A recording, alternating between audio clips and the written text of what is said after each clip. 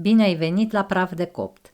Azi m-am gândit să-ți arăt cum fac biscuiții cu unt de arahide, niște biscuiți crocanți la exterior, cu o consistență perfectă la interior și cu o aromă inconfundabilă de unt de arahide.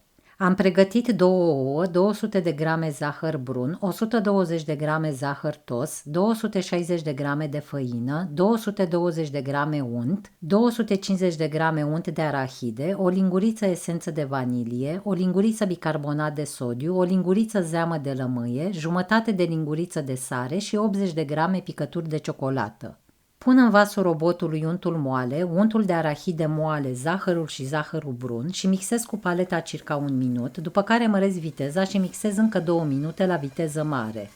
Pun peste compoziție un ou la temperatura camerei, las 20 de secunde să se omogenizeze și pun al doilea ou și esența de vanilie și mai mixez 30 de secunde.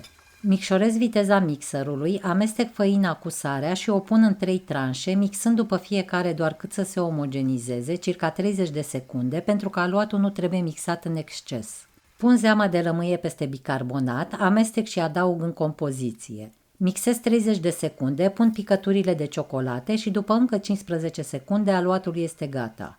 Este un aluat dens, moale și foarte lipicios. Iau cu lingurița bucățele de aluat de circa 25-27 de grame și formez biluțe pe care le pun pe farfurie. După preferință, biluțele se pot face de 35-40 de grame ca să iasă biscuiții mai mari. Ca să fie mai ușor de format și să nu se lipească așa tare, aluatul se poate pune o oră, 2 la frigider înainte de formare, dar eu prefer să sar acest pas ca să termin mai repede. Pun biluțele la frigider pentru 2 ore, 2 ore și jumătate până se întăresc un pic. Cu circa 5 minute înainte de a le scoate din frigider, preîncălzesc cuptorul la 170 de grade Celsius cu ventilație. Scot biluțele de la frigider și le pun în tava tapetată cu hârtie de copt, maxim 12 bucăți în tavă, cu distanță între ele că se vor întinde la copt. Voi coace 2 tăvi odată, așa că pregătesc pentru copt și a doua tavă. Pun tăvile în cuptorul preîncălzit pentru 19-20 de minute până se coc biscuiții și au marginile rumenite.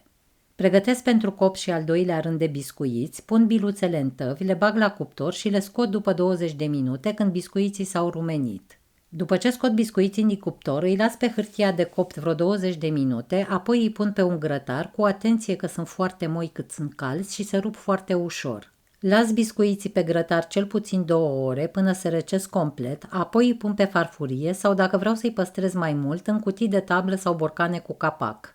Mulțumesc că m-ați urmărit și sper să încercați și să vă placă rețeta mea de biscuiți cu unt de arahide.